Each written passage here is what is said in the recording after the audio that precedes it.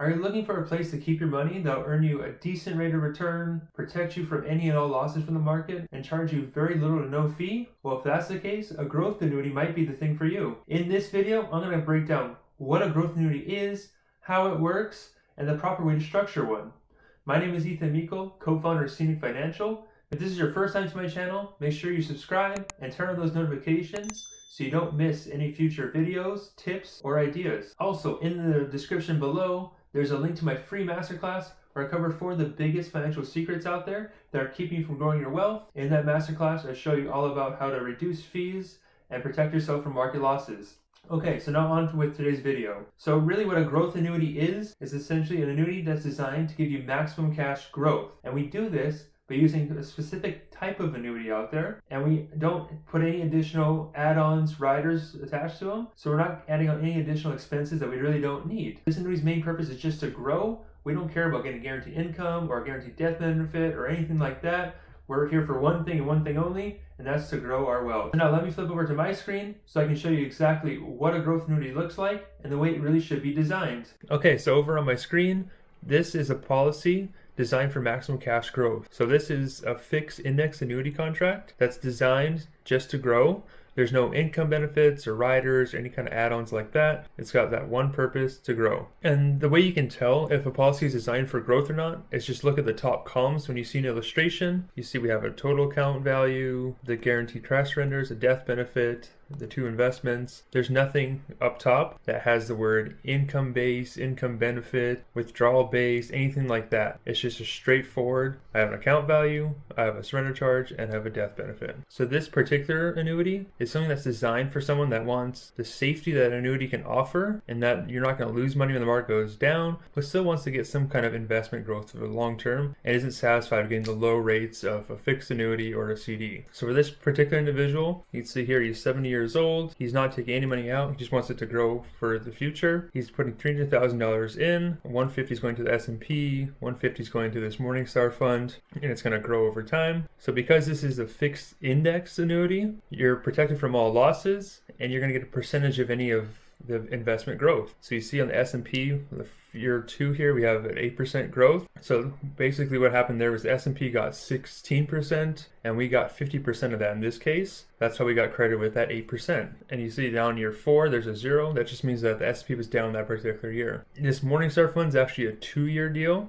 So every 2 years when it credits. So you see there's the 0 in year 2, and then an 8, it goes 0, then it grows 0, and that. So that's just how that particular index works. You're going to have different options as well when you go to select yours. Now we see that this policy is set to grow over time, and because we don't have any of those riders, there's no fees taken away from it. It's just set to go forward. My favorite way to structure these type of contracts are exactly like you're seeing on the screen. Something with no fees attached to them, and ideally you have investments with participation rates with no caps attached to them, so you're not going to limit your growth. So you see in this particular case, they start off at 300,000, they end up with 1.2 million. That's over the course of 21 years. This particular fund over here returned 8.7, this returned 5.2, and average about 7.1%. Now how this actually looks will depend. So remember, this is not a guaranteed contract. We're simply going with the market. If there's a period of bad market returns or interest rates change, this illustration can look a lot different. Something to keep in mind before purchasing one. So the way these annuities work, again, they're illiquid contracts. This means you have to stick with them for a long period of time. This particular one is a 10-year deal, and the way you can actually tell how long your contract is for is when the surrender cash value equals what your cash is. So you see the surrender cash value here. This is the amount you get out if you surrendered or got rid of your contract. You just said, I want my money back. They're going to assess a surrender penalty. So you look over the years, this value is going to go up as the cash value grows and that surrender charge diminishes. And you see in year 11, we have 597 here and 597 here. So that's when you could actually cash this thing out and get all the money you have in there. Over on the far hand side, you see this death benefit. And really the death benefit is just what you get back if you were to pass away. It's typically just going to be the amount of cash you have in the policy. You see in some years, like in the year 2 here, it's a little bit higher, and that's because that MOAT fund is a 2-year deal and it hasn't credited out for the end of that 2nd year yet. On that I skipped over here, you see this guaranteed minimum cash surrender value. This is the state minimum. It's a way to protect you just in case the markets really don't perform very well or we enter a long period of a recession. You see it starts at a lower value than the what the cash surrender is, and it takes almost 15 years before it equals what you initially put into it. The reason this is growing is because this particular one has a guaranteed interest rate on it, and typically they're going to be between 1 to 3%. And again, it's just there in case the markets are flat. And when you go to surrender your contract, if you do, you're going to get the higher of the two, either whatever the guaranteed minimum or the current cash surrender value. So that's basically how to structure a growth annuity properly. And again, the whole purpose of this is if you have money and that you want to set aside and grow for it, and ideally it's money you don't anticipate needing to draw funds off of. Now, if something does arrive and you do want to draw funds from, all annuities have something called a free withdrawal period. All right, so I just cleared my screen so we have a little more room to work. So the free withdrawal amount is going to depend on your contract.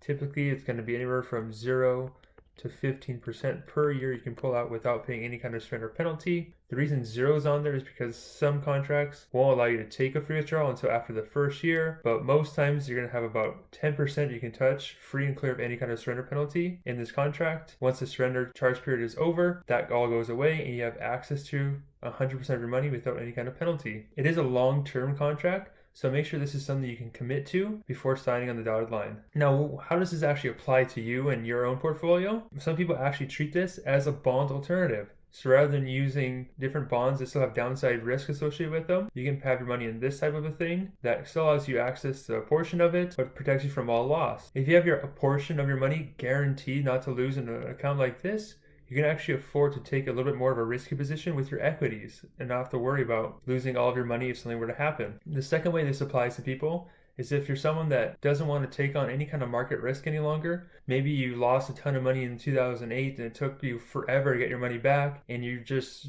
don't have the time left to make up for any kind of drastic loss like that again. Or maybe you're just a little bit more risk adverse and you don't want to have the risk associated with stock markets. But also understand that, yes, I need to have my money invested so I can earn a somewhat decent rate of return. This can be a great option for you as well, because you can have your money set aside in a place that's guaranteed never to lose. Still have access to a portion of your money should you need it, and like most advisors recommend, you shouldn't take out more than 4% in a given year anyways. So if a company's out there giving you a 10% without any kind of penalty, it shouldn't be too much of a problem. But like anything else, it's always good to have a well-diversified plan and not have all your money in any one place. So having money in this can be good to take off some of the risk off your plate, but you should also have money elsewhere that may be a little more accessible, just in case something were to come up and you do need to access your money to pay those things off. Okay, so I hope that was very helpful, and you guys now have a better understanding of what a growth annuity is, how it works, and the proper ways to design one.